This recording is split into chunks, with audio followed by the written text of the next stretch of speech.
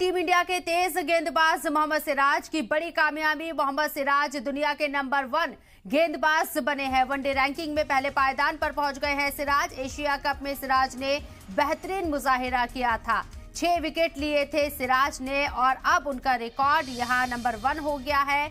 बात करें अगर दुनिया के नंबर 1 गेंदबाज बन गए हैं सिराज, वनडे रैंकिंग में पहले पायदान पर पहुंच गए हैं। एशिया कप में सिराज ने जिस तरीके से अपने खेल का मुजाहिरा किया था उसके बाद ये खिताब उनके नाम हुआ है।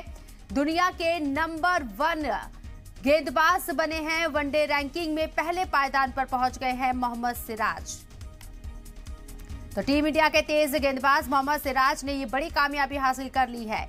एशिया कप के फाइनल में जिस तरीके से सिराज ने एक के बाद एक 6 विकेट चटकाए, उसके बाद से सबकी निगाहें सिराज के ऊपर शुरू से बनी हुई थी, लेकिन जो फाइनल में उन्होंने कमाल दिखाया उसके बाद से तमाम लोग हैरान रह गए और उनकी तारीफें अब तक की जा रही हैं। इतना ही नहीं, अब मोहम्मद सिराज दुनिया के नंबर 1 गेंदबाज बन गए हैं, वनडे रैंकिंग में पहले पायदान पर पहुंच गए हैं।